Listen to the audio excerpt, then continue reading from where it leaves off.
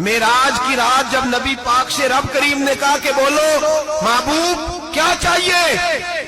मेरे नबी करीम अलैहिस्सलाम फरमाते हैं जब रब ने पूछा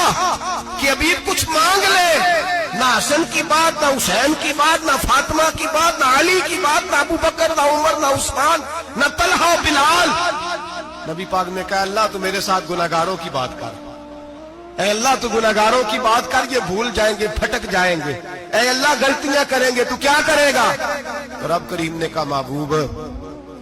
मैं तेरे साथ वादा करता हूं तेरी आधी उम्मत बगैर हिसाब किताब जन्नत में दाखिल कर दूंगा। नबी करीम ने फरमाया अल्लाह नहीं, ये बात मंजूर नहीं, अभी तू क्या चाहता है। तो कहा अल्लाह तू मुझे सिफारिश का हक अता कर, तू मुझे इजाजत दे, मैं कहता जाऊं तो माफ करते जाना। नबी पाक फरमाते हैं मेरे रब ने मुझे सिफारिश का हक दिया है,